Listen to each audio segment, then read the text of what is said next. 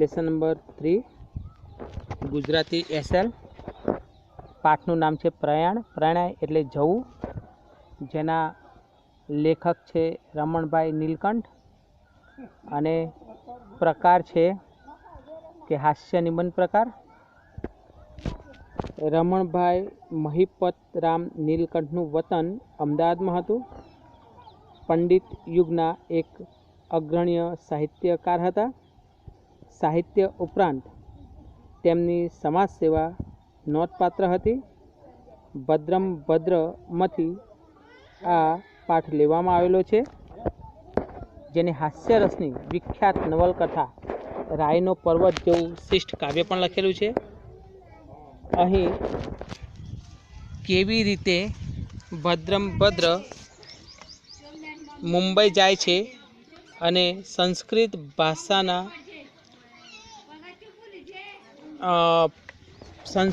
ભાષાના પ્રયોગથી લોકોને કેવી રીતે હસાવે છે તેની વાત અહીં કરવામાં આવી છે. ભદ્રમ ભદ્ર મુખ્ય પાત્ર છે, જેમના શિષ્યનું નામ અંબારામ છે. અહીં ઘણા બધા નાના નાના પાત્રો આવે છે કે જેનું માત્ર નામ નો જ ઉલ્લેખ કરવામાં આવ્યો છે. અને સંસ્કૃત ભાષા બોલતા સામેવાળો વ્યક્તિ કેવી વિમાસણ એટલે કે મુસીબત અનુભવે છે અને હાસ્ય જન્માવે છે તેનું ખૂબ જ સચોટ વર્ણન અહીં કરવામાં આવેલું છે. જમીને અમે સ્ટેશન પર ગયા. ઘરેથી નીકળતા ભદ્રમ ભદ્રનો આનંદ અપાર હતો. કપાળે કંકુનો લેપ કરતા મને કહે છે કે અંબારામ, આજનો દિવસ મહોટો છે. આપણે આપણા વેદ ધર્મનું રક્ષણ કરવા, આર્ય ધર્મનો જય કરાવવા, સનાતન ધર્મનો પ્રચાર કરવા પ્રયાણ કરી રહ્યા છીએ. રાવણનો પરાજય કરવા નીકળતા શ્રીરામની વૃત્તિ કેવી હશે? કંસના વધનું કાર્ય આરંભતા શ્રીકૃષ્ણનો ઉત્સાહ કેવો હશે? કીચકનું મર્દન કરવાની યુક્તિ રચતા ભીમસેનનો ઉમંગ કેવો હશે? યાની અહીં ભદ્રમ ભદ્ર પોતાના શિષ્ય સાથે મુંબઈ જવા માટે નીકળ્યા છે. તેથી તેઓ કહે છે કે આજનો દિવસ મહોટો મતલબ મોટો. તેઓ કહે છે કે આપણે વેદ ધર્મનું રક્ષણ કરવા માટે અને આર્ય ધર્મનો જય કરવા માટે, સનાતન ધર્મનો પ્રચાર કરવા માટે આપણે જઈ રહ્યા છે. તેઓ રામ, કૃષ્ણ અને ભીમસેન, જ્યારે રામ રાવણને મારવા માટે, કૃષ્ણ કંસનો વધ કરવા માટે અને ભીમ કીચકને મારવા માટે જાય છે, ત્યારે તેમને જે ઉત્સાહ હોય છે તેવો જ ઉત્સાહ આજે ભદ્રમ ભદ્રમનો છે તેવું તે કહેવા માગે છે. ચકિત થઈને મેં કહ્યું, અકથ્ય મહારાજ, અકથ્ય. હવે અંબારામ કહે છે કે અકથ્ય એટલે કે ન કરી શકાય, કડવું એટલે કે જાણવું, ન જાણી શકાય તેવો મહારાજ તમારો આનંદ છે. ભદ્રમ ભદ્ર બોલી ઉઠ્યા, તો મારી વૃત્તિ પણ આ જ અકથ્ય છે, મારો ઉત્સાહ પણ આ જ અકથ્ય છે, મારો ઉમંગ પણ આ જ અકથ્ય છે. અને અંબારામ, એમ ન સમજીશ કે આગગાડીમાં જાઉં છું તેથી જ મારી ગતિ એટલી ત્વરિત છે. મારો વેગ, મારો પોતાનો વેગ તને વિદિત છે ને? હવે ભદ્રમભદ્ર આગળ કહે છે કે હા, મારો ઉત્સાહ, મારો આનંદ, મારો ઉમંગ ઘણો જ ન જાણી શકાય તેવો છે. તો એવું ન માનતો કે આજે આગગાડીમાં જવું છે એટલે હું આટલો બધો ખુશ છું, મારો વેગ ત્વરિત છે, એવું તારે જાણવું જોઈએ નહીં. અહીં મહારાજ એટલે કે મહાન એવો રાજા, આવો તેનો વિગ્રહ કરીએ તો આપણને કર્મધારય સમાસ મળે છે. આગ ગાડી તો આગ વડે ચાલતી ગાડી, યાની તે મધ્યમ પદલોપી સમાસ છે. મેં કહ્યું, મહારાજ, તે દાડે જમાલપુર દરવાજા બહાર એક શિયાળવાને વરુ ધારી આપણે પાછા ફર્યા હતા. તે દાડે તો તમે મારાથી બહુ આગળ નીકળી ગયા તેવો વેગ કહો ને. सॉरी, હવે હિન્દીમાં मैं समझाता हूँ क्योंकि मैं भूल गया था. वो कहते हैं कि महाराज उस दिन आप जमालपुर दरवाज़ा के पास जब सियार यानी फॉक्स, वरु यानी जो क्या बोलते हैं जिनको बोला जाता है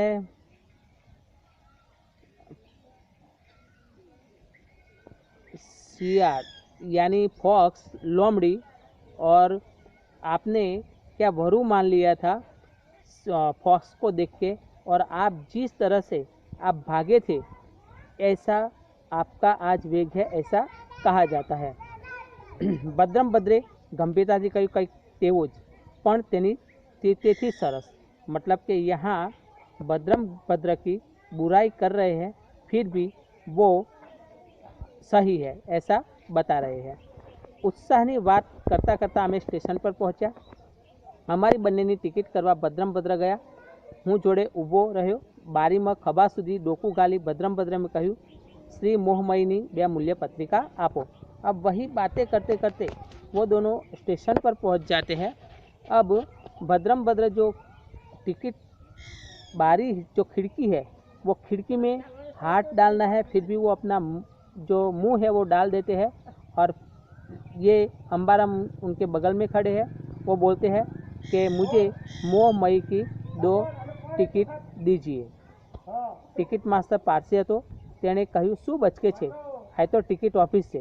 यानी जो टिकट मास्टर जो था वो पारसी था, उनको ये संस्कृत भाषा समझ में नहीं आ रही थी, इसलिए वो बोलते हैं कि तुम क्या बक रहा है, ये तो टिकट लेने की ऑफिस है। ભદ્રમ ભદ્રએ ઉત્તર દીધો, યવન, તેથી હું યજ્ઞ નથી, મારે મોહમયીની 2 મૂલ્ય પત્રિકાની આવશ્યકતા છે, તેનું વિતરણ કરવું એ તો કર્તવ્ય છે। ભદ્રમ ભદ્ર आगे बोलता है कि यवन यानी यूनानी देशनो शब्द समूह के लिए एक शब्द यानी यवन, कि मैं अज्ञानी नहीं हूँ, मुझे मोहमयी यानी मुंबई की 2 मूल्य पत्रिका यानी टिकट मुझे ज़रूरत है, और वो तुमको देना वह तुम्हारा कर्तव्य है। टिकट ऑफिस में एक हिंदू હતો, તેણે કહ્યું, સોરાબજી એને ગ્રાન્ટ રોડની 2 टिकट आपो। यानी टिकट ऑफिस के अंदर एक हिंदू था, उनको पता चल गया, तो वो पारसी सोराब जी है, उनको बोलते हैं कि उनको ग्रांट रोड की 2 टिकट चाहिए, उनको दे दो। टिकट आपता सोराबजी बोल्या कि सालो कई मेद थયેલો છે, હું તો સમજતો જ નથી કે એ શું બચકે છે। यानी टिकट देते देते सोराब जी यानी पारसी बोलते हैं कि साला कुछ गड़बड़ी है, ये क्या बोल रहा है, मैं तो कुछ समझ में नहीं आता है, क्या बक रहा है। ભદ્રમ ભદ્ર હવે કોપ સમાવી શક્યો નહીં, તેણે મોટે નાદે કહ્યું, दुष्ट यवन, तारी भ्रष्ट वासनाने લીધે तू अज्ञानी રહ્યો છે, मूर्ख। अब भद्रम भद्र को गुस्सा आता है और वो बहुत बड़ी आवाज़ में कहता है कि हे दुष्ट यवन, तुम्हारी भ्रष्ट वासना के लिए तू अज्ञानी है, मूर्ख है तू। अगाड़ी बोलवानी बदले भद्रम भद्र एकाएक डोकું બહાર ખેંચી લીધું, ધબકારો થતો હતો અને બહાર આવી નાક પંપાડતા હતા। તે પરથી મેં ધારી લીધું કે પારસીએ મુક્કો માર્યો હશે, પણ મને તો એટલું જ કહ્યું કે દુષ્ટ યવનનો સ્પર્શ થયો, મારે માટે स्नान करी लेવું पड़से। अब वो आगे बोलने की उनकी हिम्मत नहीं चली, और जैसे वो तुरंत अपने जो मुंह है खिड़की के अंदर डाला था वो बाहर निकाल दिया, और वो शायद नाक पर अपनी उंगलियां फेर रहा था। लेकिन मुझे यानी अंबाराम कहते हैं कि मुझे ऐसा लगा कि वो पारसी ने उनको साले ऐसे शब्द का प्रयोग किया तो उन्होंने मुक्का मार दिया होगा, इसलिए वो इतना बोलता है कि वो पापी का स्पर्श हुआ है, इसलिए मुझे नाना पड़ेगा। अब वो नाने जाते हैं। स्नान करी રહ્યા પછી એ આગગાડીમાં જઈ બેઠા। ગાડી ઉપડવાને 15 મિનિટ વાર હતી, તેથી તે નીચે ઉતરી પાણી છંટકાવી ચોખ્ખો કરીને તે ઉપર ઊભા રહી પાણી પીધું। ગાડી ઉપડવાની તૈયારી થઈ તેવામાં 2 આદમી દોડતા દોડતા રઘવાયા થયેલા આવી બારણું ખેંચી બૂમ પાડવા लाग्યા કે માસ્તર, આ તો બંધ છે, બારણું ઉગાડો, બારણું ઉગાડો। એક પોર્ટરે આવી બારણું ઉગાડી બંનેને જોરથી અંદર ધકેલી દીધા। તે ભદ્રમ ભદ્ર પાસે બેસી ગયા। ભદ્રમ ભદ્રે સંકોચાઈને પૂછ્યું, ક્યાં જશો? મુંબઈ કહ્યું। એટલે જિજ્ઞાસાથી પૂછ્યું, નામ શું? પેલા બેમાંથી એકે કચવાઈને જવાબ દીધો, મારું નામ રામશંકર અને મારા ભાઈનું નામ શિવશંકર। પણ અમારા ઘરના નામ નખોદિયા અને ગરખોદિયો છે. છોકરા ન जीवे તેથી माँ बापे एवा नाम पाड़ेला। हवे स्नान कर लेता है और स्नाने के बाद वो ट्रेन में जाके बैठता है। 15 मिनट ट्रेन की देरी थी, इसलिए वो नीचे उतर के एक पानी पहले ज़मीन पर छाट देता है, थोड़ा डाल देता है और फिर उनके ऊपर खड़ा रह के वो पानी पीता है। इतने में ट्रेन अब तैयारी थी जाने की। 2 आदमी जो है वो दौड़ते दौड़ते आते हैं और आवाज़ लगाते हैं कि दरवाज़ा खोलो, दरवाज़ा खोलो। उसमें एक पोर्टर आके दरवाज़ा खोल देते हैं और दोनों को धक्का लगा के अंदर आगगाड़ी में घुसा देते हैं। भद्रम भद्र के पास जाके वो बैठ जाते हैं। अब भद्रम भद्र बोलते हैं कि आप कहाँ जाओगे, तो उन्होंने बताया अपने टपोरी भाषा में मुंबई। वो जिज्ञासा से पूछते हैं कि आपका नाम क्या है, तब उन्होंने अब पहले अपने घर का नाम बताया, फिर जो पौराणिक मान्यता उनके मन में जो घुसी हुई थी उनके बारे में उन्होंने कुछ बताया। वो कहते हैं कि मेरा नाम रामशंकर है और मेरे भाई का नाम शिव शंकर है, यानी रामशंकर है उनका नाम नखोदियो घर का नाम है और जो शिव शंकर है उनके घर का नाम है गोरखोदियो। यानी बच्चे जीते नहीं थे, इसलिए माता पिता ने उनके घर का ऐसा नाम रखा था। एक उतारू बोलो कि वहम ये कई सोकरा जीवे से, यानी एक जो मुसाफिर ट्रैवलर होगा वो बोलता है कि ये तो वहम है, इससे सोकरा सोकरा मतलब बच्चे ऐसे जीते नहीं है, क्योंकि हमारी पहले ऐसे मान्यता थी कि जो बच्चा बीमार हो जाता था या मर जाते थे तो घर वाले जो उनका नाम होते थे वो बदल देते थे। बीजो उतारू बोल्यो थे, अमारा गामना शंभू पुराणीनो भाणेज वल्लभो मुंबई जई अंग्रेजी भणी આવ્યો तो એ કહે છે કે તે તો સુધારાવાળાઓએ અંગ્રેજી લોકોની દેખાદેખી શાસ્ત્ર જોયા વિના વહેમ વહેમ કરી કહેવડાવ્યું છે।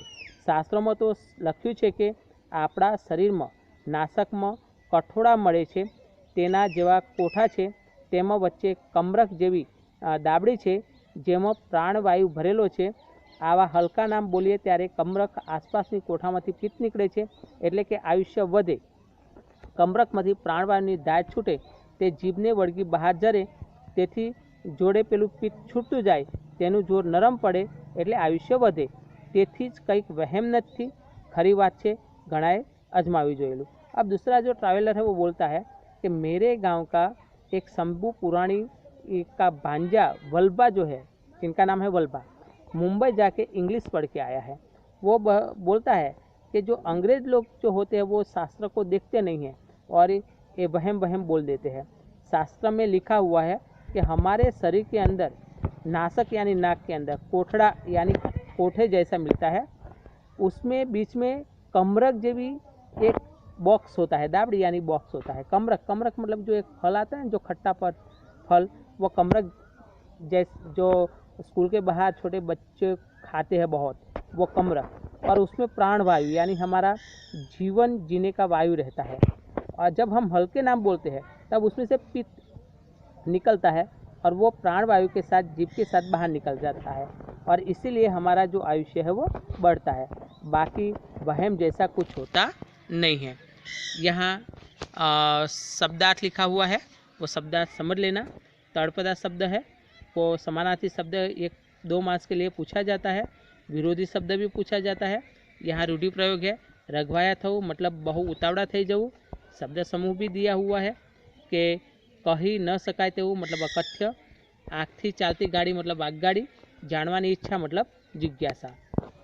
अब हम विकल्प वाले प्रश्न देखेंगे कि टिकિટ માટે ભદ્રમભદ્ર કયો શબ્દ પ્રયોજ્ય છે, तो मूल्यपत्रिका। શું બચકે આય तो टिकિટ ऑफिस से आ वाक्य कौन बोले छे, तो सोराब जी।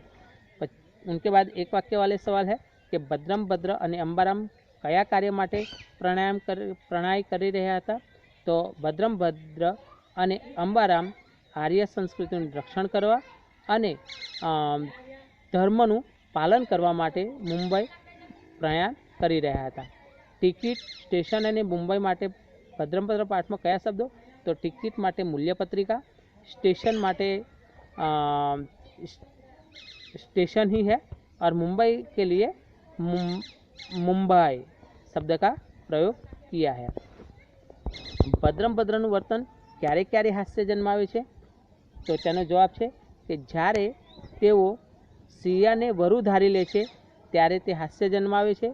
જ્યારે સોરાબજી પાસે તે ટિકિટ લેવા માટે જાય છે અને સંસ્કૃત ભાષામાં વાત કરે છે ત્યારે હાસ્ય જન્માવે છે. અંબારામ ભદ્રભદ્રના વેગ માટે કઈ ઘટના યાદ કરાવે છે? તો અંબારામ ભદ્રને વેગ માટે જમાલપુર દરવાજા પાસે જ્યારે તેઓ સિયાને વરુ ધારી અને ભાગી જાય છે તે ઘટના યાદ કરાવે છે. પછી 4 માર્ક્સ માટે કે સવાલ છે कि प्रणय नवलकथा में निष्पन्न थती रमूजी चित्र वर्णो, यानी ये हास्य प्रकार है लेकिन नवलकथा खंड है, यानी उसमें इस तरह से हम लिख सकते हैं कि पहले उनका ये पाठ किस में से लिया गया, उनके लेखक कौन है, कौन सा प्रकार है, ये सब लिखना है. और फिर लिखना है कि यहाँ रमूजी यानी सबसे पहले तो वो मुंबई के लिए गाड़ी में जाने वाले हैं इसलिए वो खुश है, लेकिन बताते हैं कि धर्म की रक्षा के लिए जा रहे हैं. दूसरा पॉइंट हम लिख सकते हैं कि वह मुंबई जा रहे हैं लेकिन वो बताते हैं कि मेरा आज उत्साह कैसा है. तब उनका शिष्य उनको बताते हैं कि आपने सीआर को देख के वरु मान लिया था और आप भागे थे वैसा. वो हास्य उत्पन्न होता है, फिर भी उनको बहुत अच्छा लगता है. तीसरा एक बात बताते हैं कि जब दुष्ट यवन ऐसा बोलते हैं तब उनको एक मुक्का जब नाक पर पड़ता है फिर भी वो बताते हैं कि वो दुष्ट व्यक्ति का स्पर्श हुआ इसीलिए मुझे नहाना पड़ेगा. फिर वो पानी पीता है तब भी वो ज़मीन पर पहले पानी से शुद्ध करता है फिर पानी पीता है. उनके पास जब वो अंबाराम यानी नर गरखोदियो और नखोदियो यानी शिवराम दोनों आके बैठ जाते हैं तब भी हास्य उत्पन्न होता है. इस तरह से ये प्रणय नवलकथा हास्य निमन प्रकार है ऐसा हमें लगता है. Thank you.